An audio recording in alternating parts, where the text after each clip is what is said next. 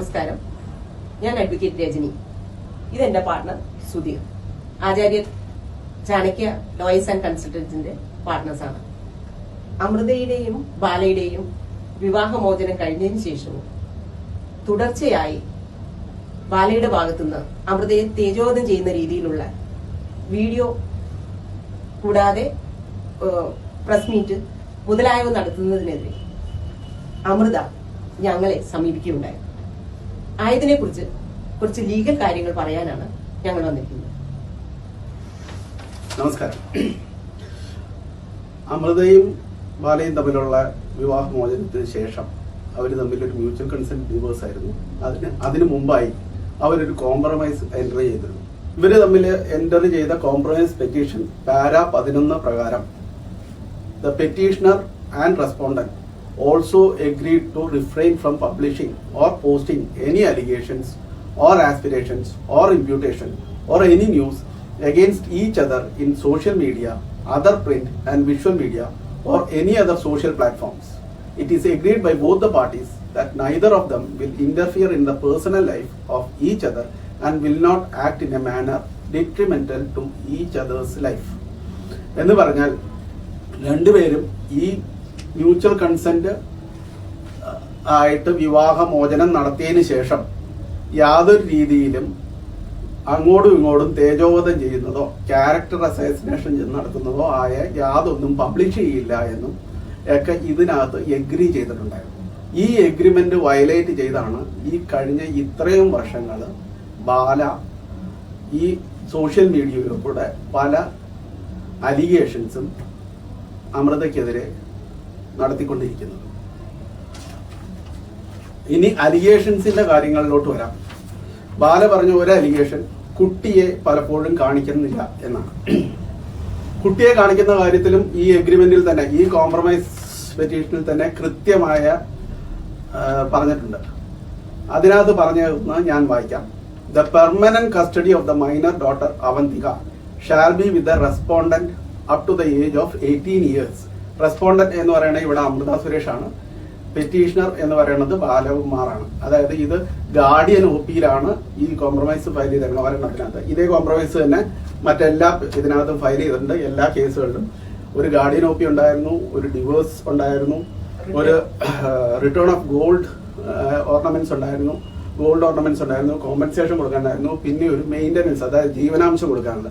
ഈ കേസ് എല്ലാം പിൻവലിച്ചുകൊണ്ടാണ് ഇതിന്റെ അകത്ത് ഈ കോംപ്രമൈസ് എൻറ്റർ ചെയ്തതും ഈ കോംപ്രമൈസ് പ്രകാരം ആക്ട് ചെയ്യേണ്ടിയിരുന്നത്. അതിന്റെ അടിസ്ഥാനത്തിലാണ് രണ്ടുപേരും തമ്മിൽ മ്യൂച്വൽ കൺസെന്റ്, അതായത് പരസ്പര സമ്മതത്തോടുകൂടി വിവാഹമോചനം നേടിയത്.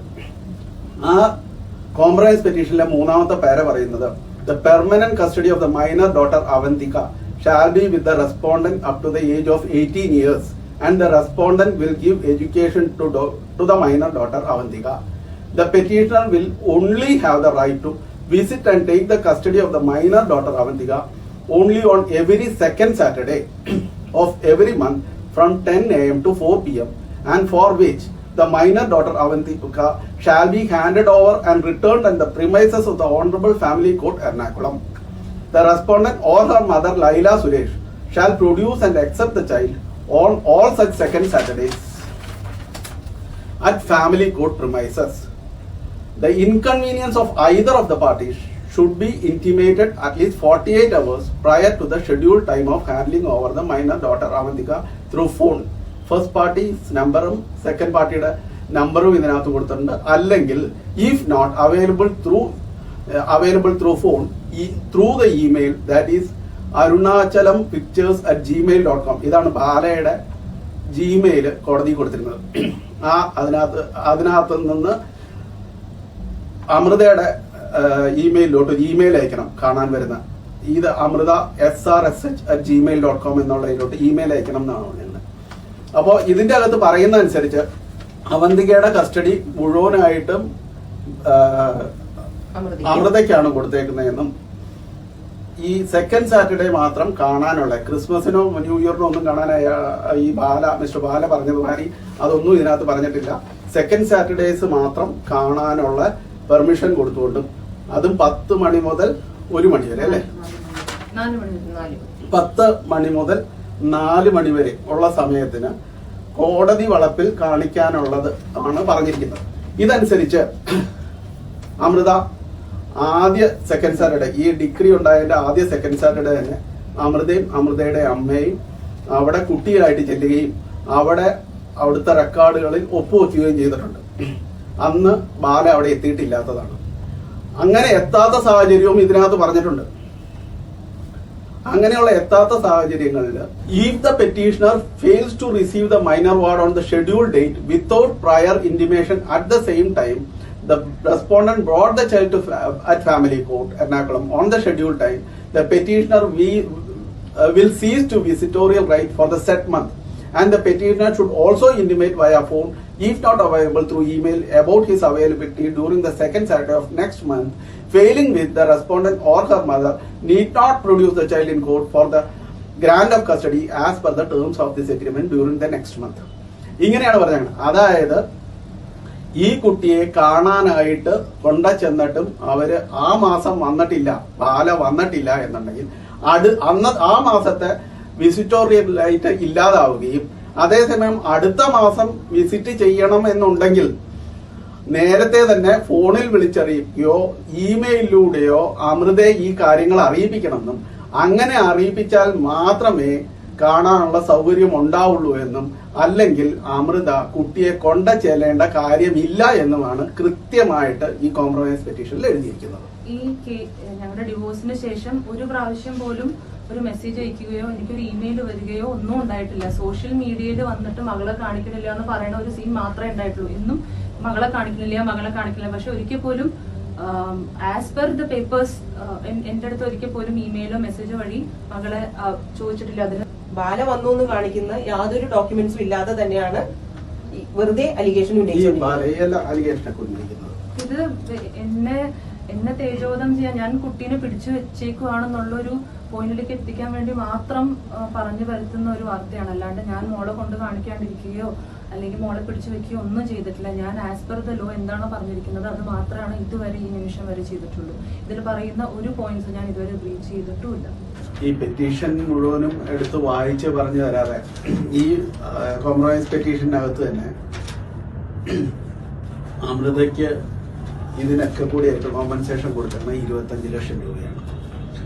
25 ലക്ഷം രൂപ കൂടാതെ ഉള്ളത് എന്ന് പറയുന്നത് ഈ കുട്ടിയുടെ പേര് പാപ്പു, അവന്തിക എന്ന് പറഞ്ഞ പാപ്പുവിന്റെ പേരിൽ ഒരു 15 ലക്ഷം രൂപയുടെ ഇൻഷുറൻസ് പോളിസിയുടെ കാര്യം മാത്രമാണ് ഈ കോംപ്രമൈസ് പെറ്റീഷൻ പറയുന്നത്.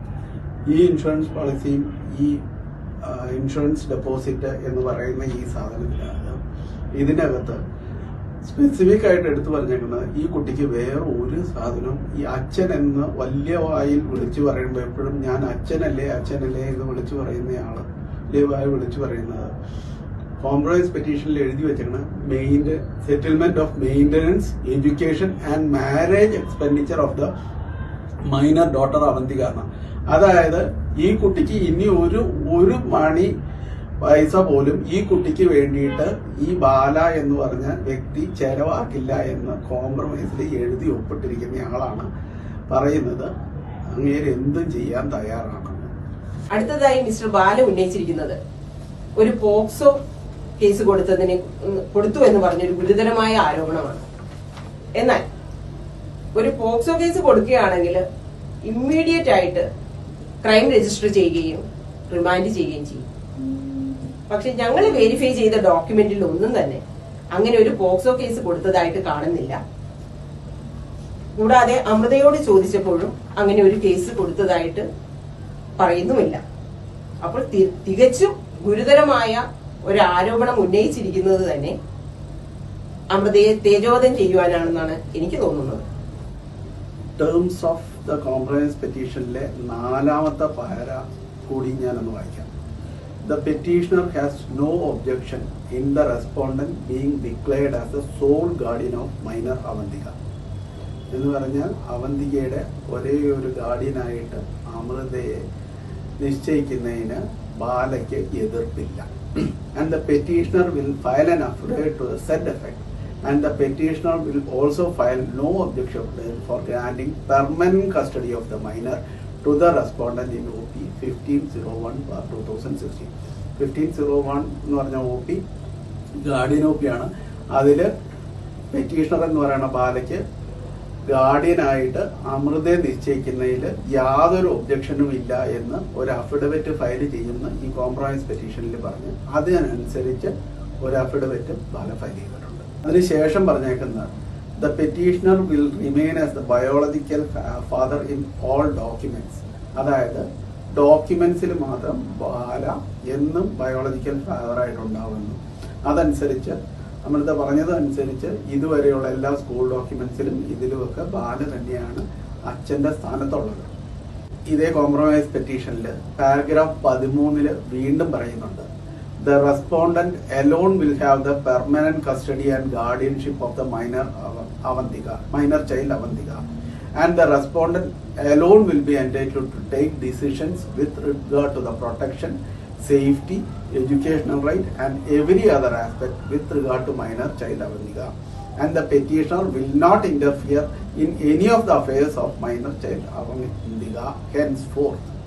The minor child shall not be dragged into any litigation relating to the dispute between the petitioner and the respondent. അതായത് ഈ കുട്ടിയുടെ പെർമനന്റ് കസ്റ്റഡി എന്ന് പറയുന്നത് അമൃതയിലാണെന്നും ആ കുട്ടിയുടെ സേഫ്റ്റി, പ്രൊട്ടക്ഷൻ, എഡ്യൂക്കേഷണൽ റൈറ്റ് എന്നീ എല്ലാ ആസ്പെക്ട്സിലും നോക്കേണ്ടതും അമൃതയാണെന്നും അതിനകത്തൊന്നും ഇന്റർഫിയർ ചെയ്യില്ല എന്നും ഈ ബാല ഈ കോംപ്രമൈസ് പെറ്റീഷനിൽ ഒപ്പിട്ടിട്ടുള്ള കാര്യമാണ്. അതിനൊക്കെ വിരുദ്ധമായിട്ടാണ് ബാല ഇതുപോലത്തെ വീഡിയോകൾ ചെയ്യുന്നത്, ഇങ്ങനെയുള്ള അലിഗേഷൻസ് പറയുന്നത്.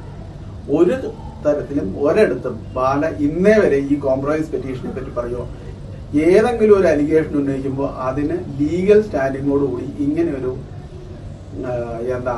ആ കോംപ്രമൈസ് പെറ്റീഷൻ എടുത്തു വെച്ച് പറയുകയോ ചെയ്തിട്ടില്ല. കാരണം എന്താണെന്ന് വെച്ചാൽ അത് വെറും അലിഗേഷൻസ് മാത്രമായതുകൊണ്ടാണ്.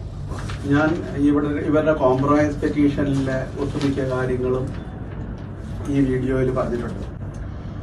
ഇതല്ലാതെ ഇനി ഇതിനെ ചൊല്ലി എന്തെങ്കിലും അലിഗേഷൻ ആരെങ്കിലും അമൃതയുടെ പേഴ്സണൽ ലൈഫിൽ കയറി എന്തെങ്കിലും അലിഗേഷൻസ് ഒക്കെ ഉണ്ടാക്കിയാൽ അതിന് വേണ്ട തക്കതായ നിയമ നടപടികൾ എടുക്കാൻ അമൃത ഞങ്ങൾക്ക് ഇൻസ്ട്രക്ഷൻസ് തന്നിട്ടുണ്ട്. Neetu's Academy, India's #1 language academy.